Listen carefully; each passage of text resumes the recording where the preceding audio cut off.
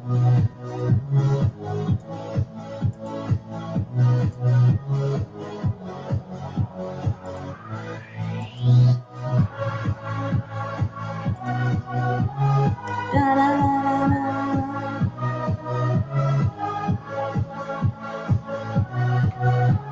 right, guys, when you hear that sound, you know what it is. Welcome to the buzz. Yay! Right here on Click Niger Internet Radio.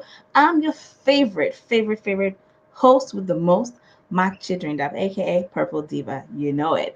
All right, so today we're starting things off with the headies. All right, it was on Sunday. The 14th headies happened, and yes, we had a couple of people win. WIZKID won Artist of the Year. MAYORKUN won Best Street Hop. Best Street Hop. FIREBOY won and Best Pop Award and several others. I mean, but somebody said that they sidelined some artists. I mean, but it's award ceremonies, okay? Some people will win, some people will lose. Like, I mean, 2020, despite all the things that happened, it was a great year for music, all right? People were creative because that was all that was left to do.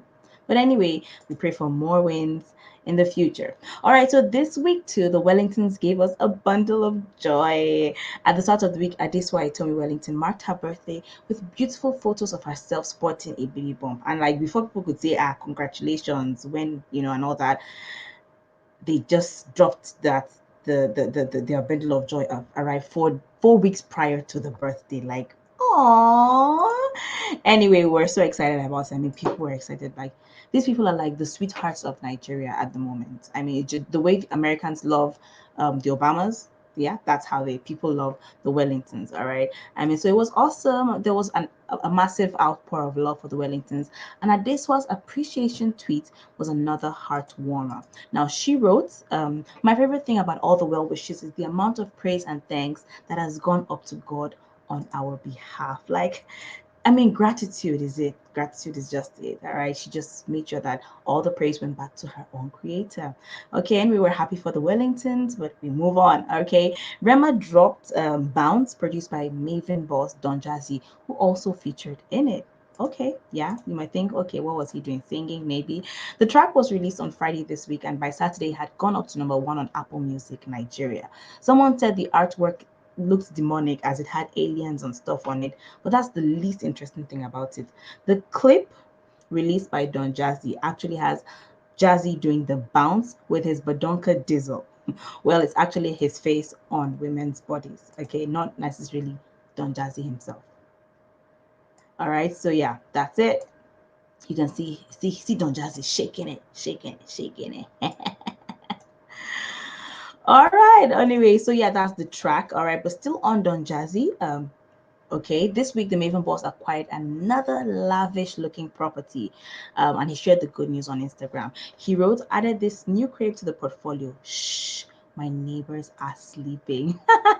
So yes, I mean, we will definitely be celebrating it in our own way for you. We're happy for him. I mean, hard work. When you work hard, you should play hard. And I mean, what's bigger than getting yourself a house, somewhere to just run around and play in? Okay, so yeah, that's it. Don Jazzy acquired a new property and he shared it on social media. Okay, so I will be celebrating on your behalf, Don Jazzy, with a bottle of wine much later in the day. All right. Now, they say Wahala be like what? Bicycle, anything you want to put in there works, okay? Because in this case, it's really something of a conundrum. Now, the Christian Pilgrims Commission has come out to deny appointing Tonto Dike as its ambassador. Now, this comes on the heels of Tonto taking to Twitter to celebrate her appointment as ambassador. Like, well, all right. So she wrote, I am now a proud Nigeria Christian Pilgrim Commission NCPC ambassador for peace building. Okay. Now, the NCPC came out to say that this claim has gone viral in the media. The commission frowns at this claim, which is a clear misrepresentation of what transpired. The fact remains that the executive secretary of NCPC never appointed King Tonto Dike as ambassador of peace for NCPC, and this was not part of her visit.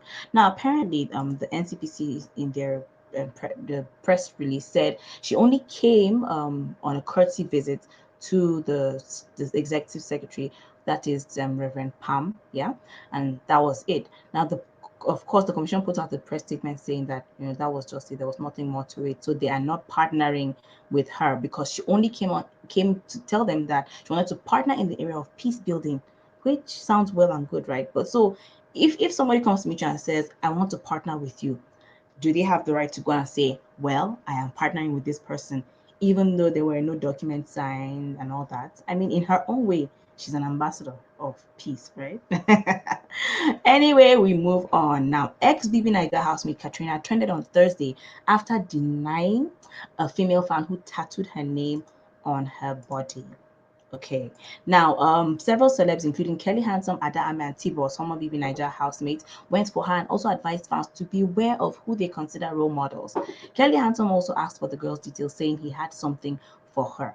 Now, this was a whole saga because apparently the girl allegedly, the girl allegedly wanted to commit suicide. But yeah, I mean, it wasn't successful anyway.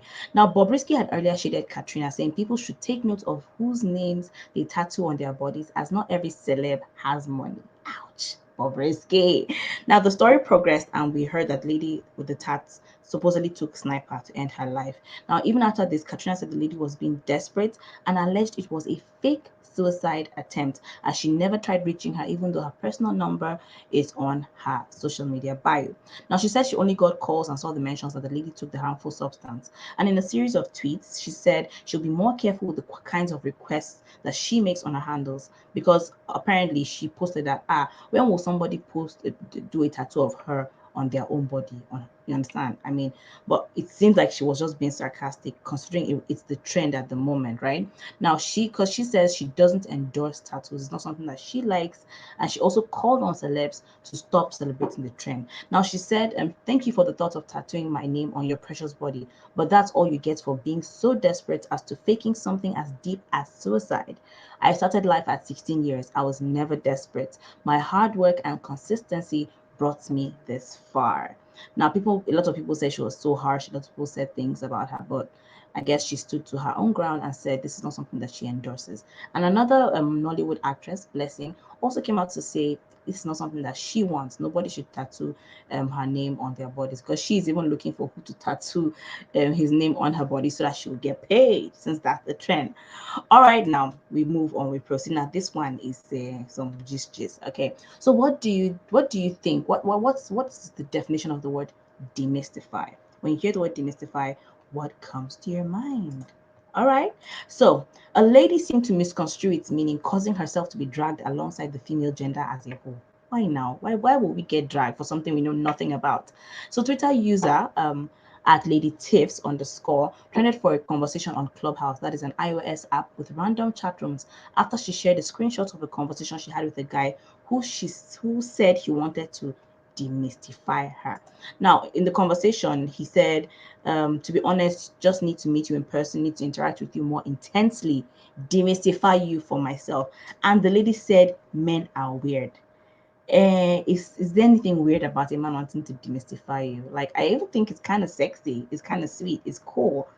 So anyway, Mo at Mochivius tweeted and said, I'm screaming, and people were like, auntie, you scream at everything. Someone now got the receipts, got screenshots of her screaming at every single thing that trends on social media.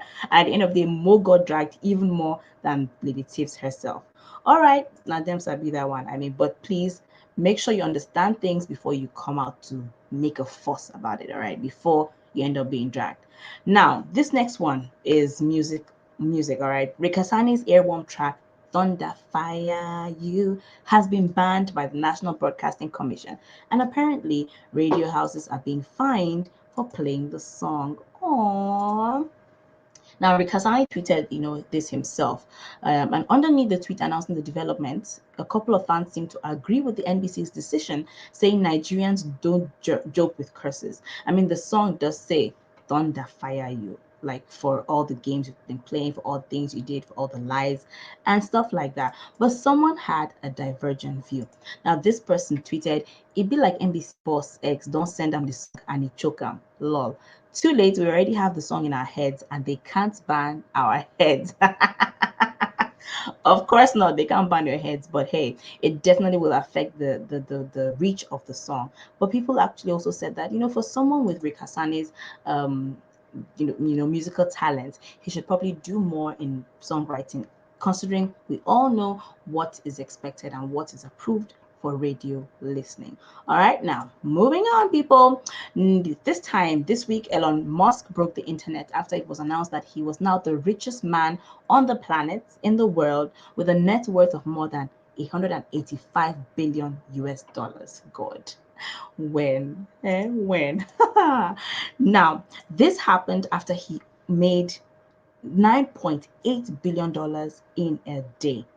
And this is not the fact that he became the richest man overnight is not the depressing part. The depressing part is that somebody pointed out that Dangote's net worth, which was at December 20th, which was 10.7 billion, is like equivalent to what Elon Musk made overnight. Like, and then they now did memes about it. Elon Musk made Dangote's net worth in just 24 hours. No be oppression be that. Bobo walama, yeah, breakfast. Pardon my Yoruba. You can see that and you know it. Now, anyway, Sham, it's depressing, so I'm not going to dwell too much on it, okay? But anyway, Elon Musk, kudos to you, all right? I mean, for now, Jeff Bezos is in second place, Bill Gates is in third place, all right? And that's it. I mean, it's rich people's problems, it's not ours, all right? So we move on. Now we are traveling across the Pacific, okay? I mean, we traveled, but that was internet-wise. This one now is something love-related. Should there be any hindrances to finding love? Well, Lionel Richie doesn't think so. As he shared a photo of himself, 71, with his girlfriend who is 30. Now, that is like, oh, right? But people had comments about it, okay? Take a second to imagine the comments for yourself. Now, this person says, at Lila Tol K Lisulo said, for 2 seconds, let's just ignore the fact that she was probably conceived to a Lionel Richie song, yeah, and concentrate on how great this man looks at 71. No lies, Lionel Richie looks fresh. All right, another person at guru_voke says, what? Lionel Richie with his new babe. He's 71 and she's 30. Yani Lionel was 40 when this beautiful woman was born. Brothers, don't be in a hurry to marry. Maybe your soulmate isn't born yet. What advice? Like, seriously? Guys, don't even listen to this person because you might just miss your soulmate. All right. Now, this week, South African hip-hop artist Nasty C announced he was appearing on the Ellen show, and boy, did he trend. I mean, it's a win for South Africa, but it's also a win for Africa as a whole. All right. Now, he happened to have an interview on Ellen, and he also performed his song Black and White, which features Ari Lennox, an American artist. Now, this is the performance as it happened on Ellen.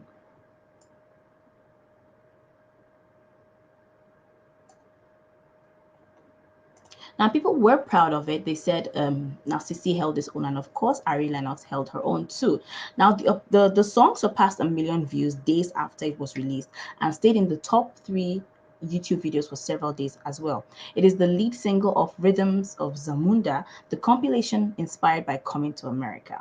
2021 is starting off very well for Nasty C, and we hope it stays that way for him and for all of us. Like, this year has got to be a win, a step up from 2020. All right. Now, it is on this optimistic note I leave you for the day. The Buzz returns next week, Saturday, with another roundup of the week's entertainment gist. I wonder what it's going to trend this week. Oh, we'll have to wait and see. All right. Enjoy the rest of your weekend. I am Makcit, aka the Purple Diva. Toodles.